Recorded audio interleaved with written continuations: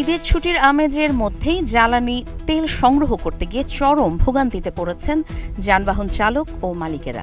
একদিকে ছুটির কারণে অধিকাংশ ফিলিং স্টেশন ও তেলের ডিপোর কার্যক্রম বন্ধ, অন্যদিকে খোলা থাকা পাম্পগুলোতে চাহিদার তুলনায় সরবরাহ কম। ফলে রাজধানীর সচল পাম্পগুলোতে যানবাহনের তীব্র চাপ সৃষ্টি হয়েছে। রোববার বিভিন্ন পাম্পগুলো ঘুরে দেখা গেছে অকটেন, পেট্রোল ও ডিজেল নিতে ফিলিং স্টেশনগুলোতে চালকদের ঘণ্টার পর ঘণ্টা অপেক্ষা করতে হচ্ছে।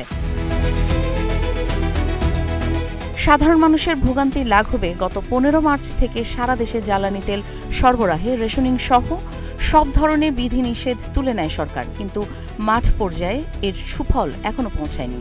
সংশ্লিষ্টরা বলছেন, মধ্যপ্রাচ্যের যুদ্ধ শুরুর পর গত 3 সপ্তাহ ধরে দেশের পেট্রোল পাম্পগুলোতে এক ধরনের অস্থিরতা বিরাজ করছে। অনেক পাম্পে এখনও রেশনিং পদ্ধতি অবলম্বন করে সরবরাহ স্বাভাবিক রাখার চেষ্টা চালানো হচ্ছে। কাজী ইশরাত জাহান দৃষ্টি, নাগরিক প্রতিদিন।